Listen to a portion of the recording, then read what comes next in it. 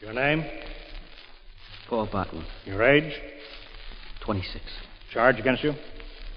Stealing vehicles. Speak up.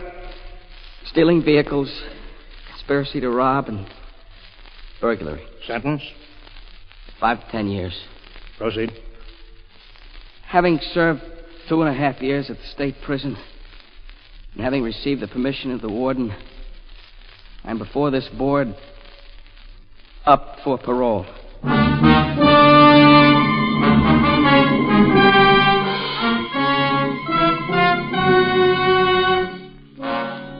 Tonight again, another in the exciting new crime series, Up for Parole. Authentic cases is actually presented before the parole boards in your state prisons and told here for the first time. Ladies and gentlemen, you are about to sit in judgment on another human being, to decide whether he shall become your neighbor, your employee, perhaps your friend, or remain where you, society, have put him, behind prison bars. For that human being is a social offender, a criminal, now up for parole.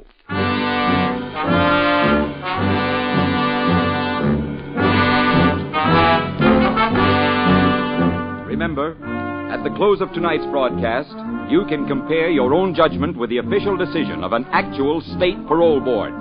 I ask you, therefore, to listen and consider seriously the story you are about to hear, told from the official records of Paul Botwin, prison number 824-371, now pleading before the parole board and before you for his freedom. One of those things, gentlemen of the board, the way things happen. I didn't think at the time I did it, when I stole the car and the rest, that this was a crime not only against society, but against myself, too. But, gentlemen of the board, since I got in a stir, I had a lot of time to think. I followed all the regulations and stayed away from influences. I think, therefore, gentlemen, I am eligible for your kind consideration. Well, that's about it. Who wrote that speech for you, Botwin? Sir? You can pick up one like that from any jailhouse lawyer for $1. Is that what they told you that we wanted to hear? Nobody coached me. Nobody told me to say anything. Skip it.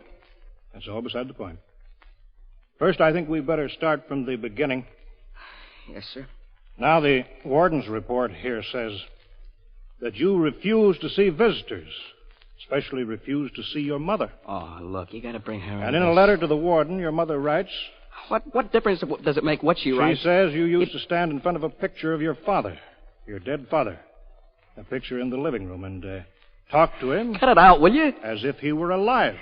Okay. Okay, it was her and him, my mother and my old man, my girl, too, and her old man, all of them. They made me like this. They wanted me to be like this. They wanted a liar and a crook, and they got it. They made me do it. I can tell you the way they made me do it. They got just exactly what they asked for. Is that what you wanted to know? Is that what you wanted me to say? Okay. I said it. Well, if you said your piece, Botwin, you can leave now, and the board will make its decision. Or, if you want to, you can tell us what that outburst is all about. What it means standing in front of your father's picture. Okay. I'll tell you. I'll tell you the whole thing. 6 years ago, I was the good kid in my neighborhood. People used to say to their own kids, there goes Paul Botwin. Why can't you be like him? I was 19, going on 20, going to mechanics school at the time. I got the good news about 5 o'clock, so I came home and surprised Ma. Who's that? Paul? That you, Paul? Why, what's that? Take off your apron, Ma. Oh, but Paul... No buts, no questions. Just take off the apron, Mom, and get on your new dress. And pin these on. A corsage. Why, Paul, what... You and me, we're going to paint the town, Ma. We're going out. Best Chinese restaurant there is.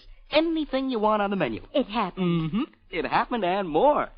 Remember I told you at the end of the term the specialists come down from that electronics company and so on? Uh-huh. Big shots to pick 3 men for jobs. Surefire jobs. Well, I got tapped. Number 2 man. Started $39.75 the first week. Oh, Paul. Paul, I... Oh, Mom, cut that out. It'll take you an extra half hour to fix up your face. Come on. Oh, Paul. Go ahead. Get your coat, Ma. I already ordered the table. Tell him, Paul. He was a man with standards. He'd be proud. If only he were alive now. All right, Ma. I'll tell him. You go ahead and get ready. I went into the living room where his picture hung. My father's picture. Right over the piano. A big photo colored by an artist. And I stood there, like I did ever since he died when I was 4. Hiya, Pa. Ma thought you ought to know about me being picked out for the job and all that. It may not be much, but I'll work hard. I'll make you proud of me, Pa.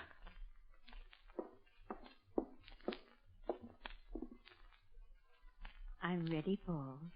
You? Sure, Ma. You know, it's almost like he was smiling, Ma. I know. So long, Pa. It was a lie. The whole thing was a dirty, lousy lie. Hold on now, Botwin. If you can control yourself, we'll listen to the rest of your story. All right, I'll try. It was just 1 month later, the day I graduated. I was to start to work the next day. I came home. Ma wasn't there. I was going out with Martha that night. She was my girl, and I started to get ready. Who's there? Yeah? Can I help you? What? Hey, look, Mac, this is my house. Who are you? Ain't changed. Hey, where do you think you're going? You got a drink in the house? Hey, wait a minute. I don't mind a guy walking in. Look, Mac, just who do you think you are? Blood. Take a good long look, boy. Maybe you can answer your question yourself.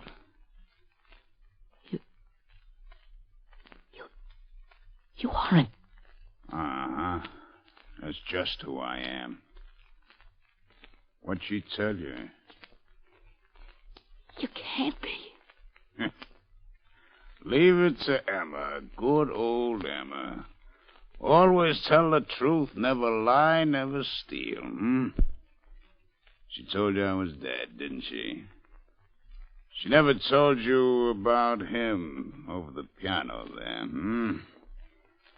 Well, he was in state prison for unlawful entry, burglary, violation of the Sullivan Act, 15 to 20 years. She never told you then, She never told you your old man was a con. Well, take a good long look, Sonny, because your old man has come home. Now, how about a drink? How about a good long drink, We're reunited. Oh, no. No, it's impossible. It can't be. She wouldn't do a thing like that. Telling me... You are him. You are him. Look at the picture. Same mouth, eyes. You and him, you're the same. The same! The same! Quit it. Where you gone? Who cares? Who wants to know? You gonna stop me?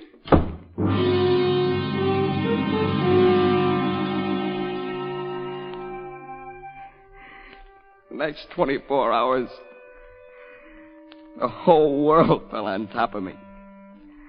A whole life, a life of lies.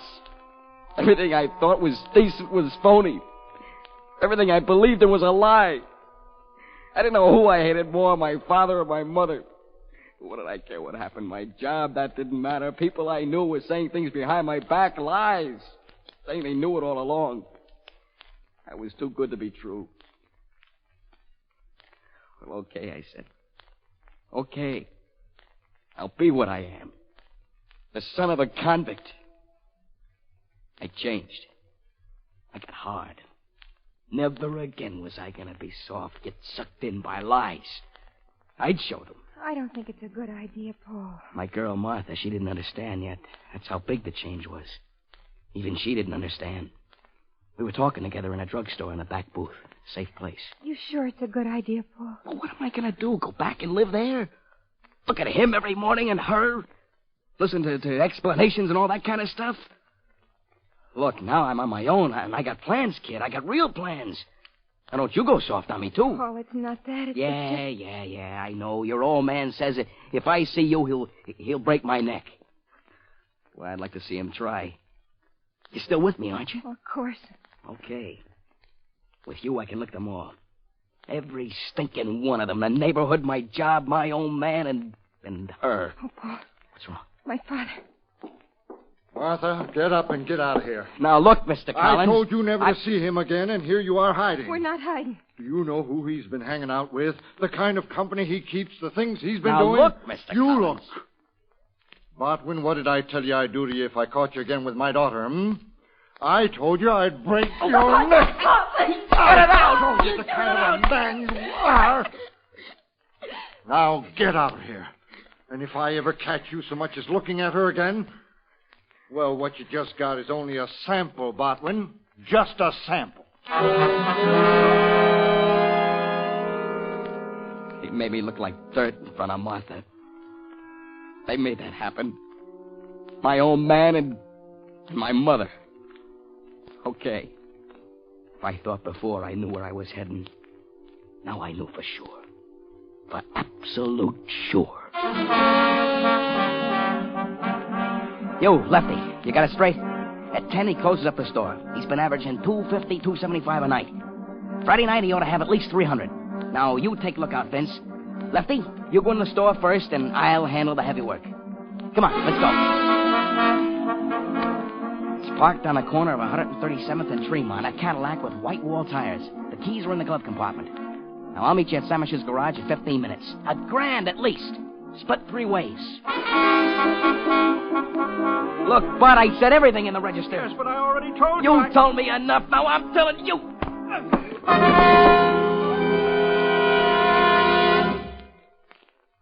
And then came the best. The best of the whole bunch. I was watching my step, staying at a friend's place. And he found me. How? I don't know. He got the right knock, and I opened the door. Oh. My old man.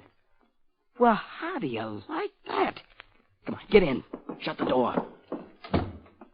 Were you followed? No, I was careful, Paul. I got to talk to you. What do you got to say to me? Paul, I'm on parole, you know that. On good behavior. What you've been doing, it's been getting around. They're blaming me, boy. They say if I ain't a fit father, I ain't eligible anymore to be on parole. They're going to send me back to the pen. It's 5 years. You don't know what that means, boy. I waited 16 years for this to get out and have a chance. You're lousing me up. Oh, brother, that's the best I ever heard. They're going to send you back for being a bad father. Because your son is doing jobs in the neighborhood. Well, what are you going to do? Ma says it's... Shut up, and I'll tell you. Do I care about you going back to prison? Sure I care, Pa. I care so much that if I had any spit to waste, I'd spit right in your eye.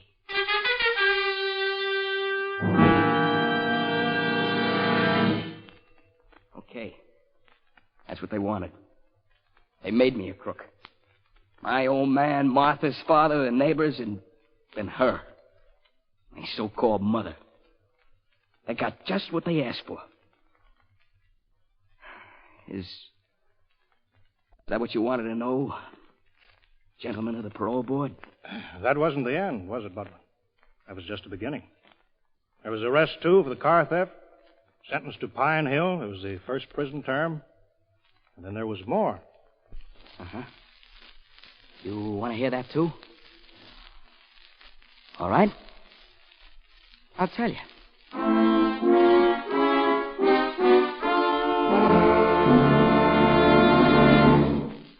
Proceed, Botwin.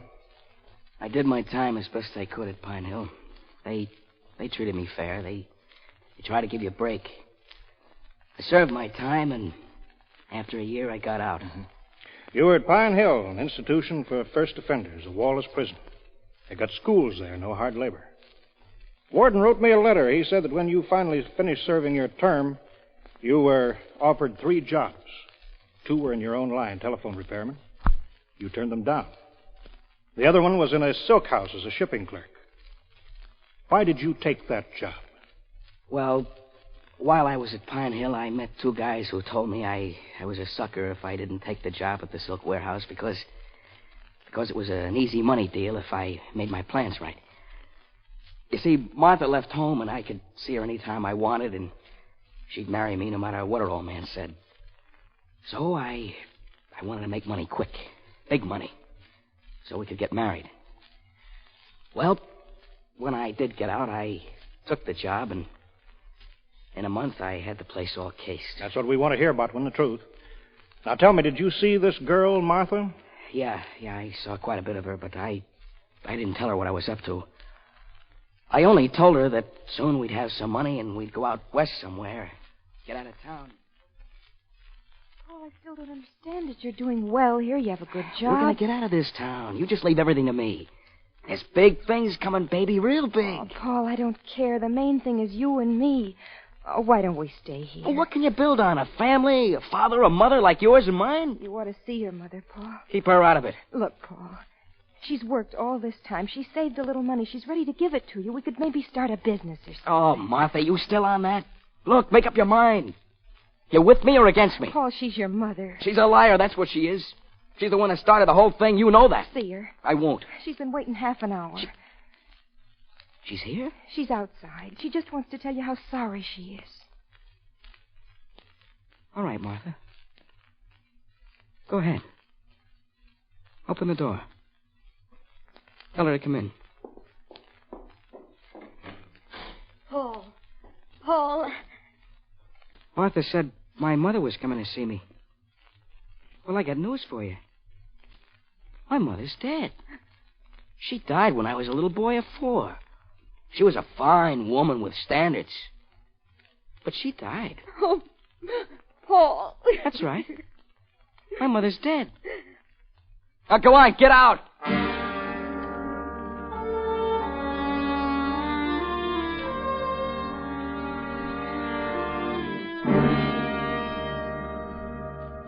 Botwin. Yes, Mr. Chairman? Board would like to know if that's still your attitude. Oh, I know she's alive, if that's what you mean. I also meant that during your stay in the state prison, you've consistently refused to see her, to open her letters, or to write to her. That's the way I feel. Right now? I just said it. Go ahead. So I went on with the plans I had. A heist job at the silk plant. Because that's what they wanted me to do. Okay? That's what I was going to do. First, I saw the fence. Lined up. You got the truck tag, right? Right. You're doing delivery on the truck right in the back. Yeah, that's right. Okay. Truck's due at the plant in Coopersville. 47-minute run, timed it to the second. She blows the tire and the turnout over near Fremont Road. While you're fixing it, our trucks drive up. Tom Zana, the company driver, you take care of. Our boys will slide the silk into the trucks. Mm-hmm. One heads for the Intercity Bridge. The other takes the North End Tunnel. You get $10,000 for the job. The rest goes to me.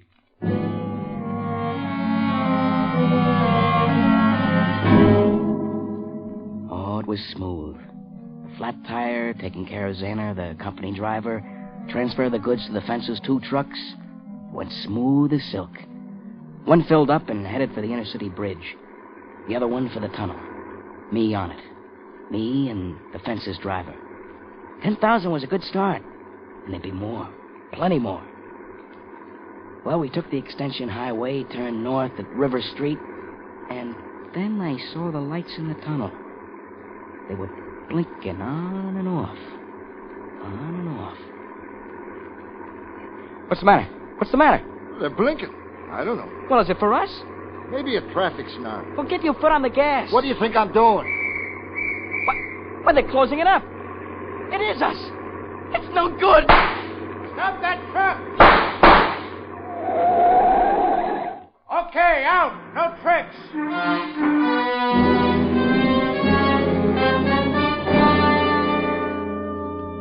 They gave me the business in court. I took a plea. Guilty. What did I care? Because the first thing they told me when they got me in the station, the very first thing... We had a tip-off, fella. Good-looking kid, too. Name of Martha Collins. After that, what did I care? She was like Ma. A liar. Like all of them. That's it, Botwin? That's all there is? Yes, sir. Except I've been serving my time. I never got no marks against me on the report. That's all. You think that warrants parole? Well, that's up to you. No, it's up to you, too. Because your records have a couple of other things on it, too. Like that course you started to take in lathe work and woodwork. Automotive repair course that you started. What's that got to do with anything? What's the matter? You ashamed? You ashamed that there's any decency left in you? Is that what you're ashamed of? Ashamed that maybe the world won't think that you're tough, hard Paul Botwin, number 824371? Is that what you're ashamed of? I got nothing to say. Just a second. Oh, yes, okay. Botwin, you've got two visitors. Principal Keeper wants to know whether you'll see them. No. Don't you want to know who they are? I know who they are. Board's going to pass judgment on your case within the next hour. We're sending you out now, Botwin, because we have to hear another case. That'll take about a half an hour. Then we'll decide yours. We'll send for you. You can go now.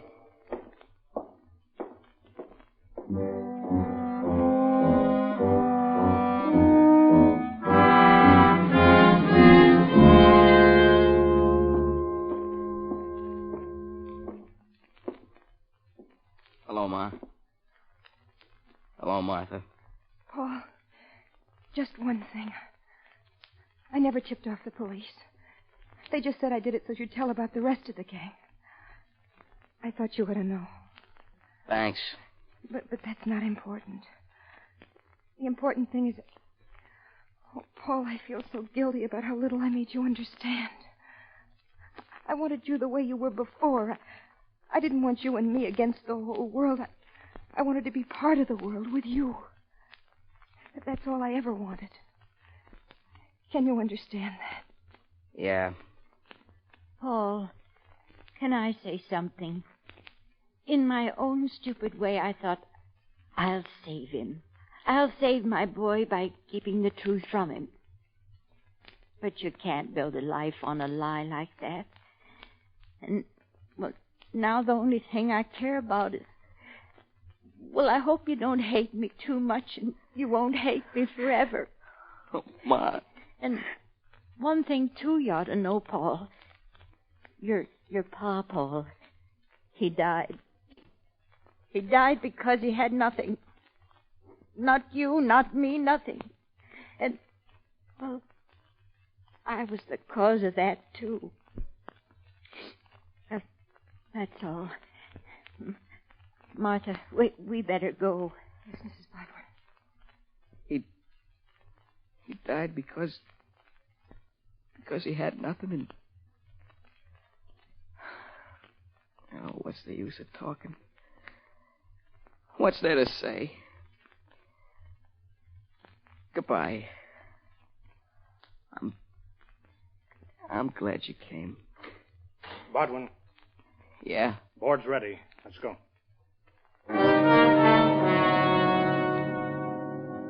Is there anything else before we decide, Botwin? No, sir. No, that's all. Botwin, all along you've showed two sides of yourself. The decent side and the self-pitying side. The side of you that says, I got shoved, hit, okay, I'll shove back. But there's another you, Botwin. There's a young man there who wants to belong to embrace his mother, to get married, and all that implies. Oh, what's the sense? Come on, get it over with. You had something to say? Yeah. Yeah, I got something to say. My old man's dead. You know why? Because me, his son, I spit in his face. I told him, go ahead and die. Who cares?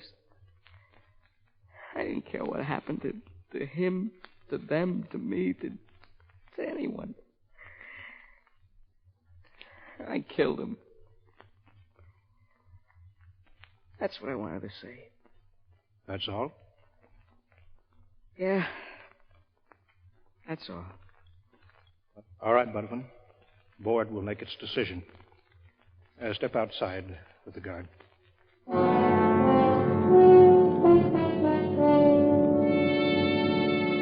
While Paul Botwin waits, and the parole board reviews his story and his parole file, you too have a decision to make on his case. Weigh Paul Botwin's story carefully before you form your judgment, because in a moment you will have an opportunity to compare your decision with that of the actual board before which he appeared.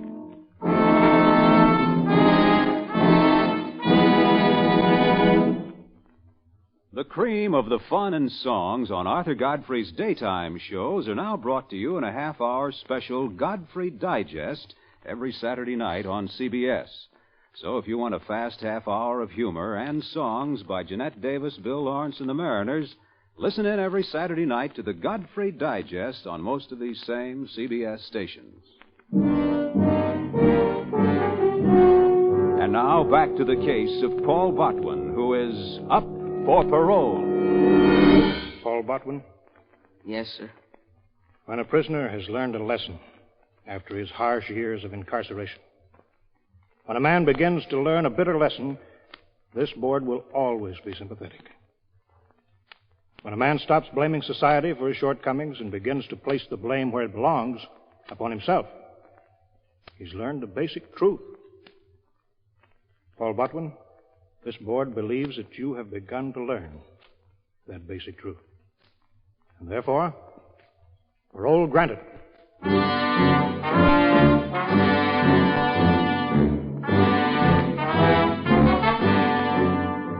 And today, Paul Botwin, paroled prisoner, is a telephone linesman in an eastern city, a useful citizen, a married man with a son of his own.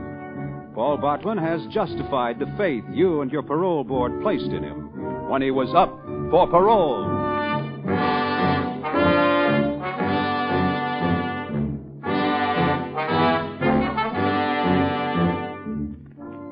You've been listening to Up for Parole with Michael O'Day. Written by Arnold Pearl and directed by Mitchell Grayson. Researched by Wally Gould. Music conducted by Harry Salter.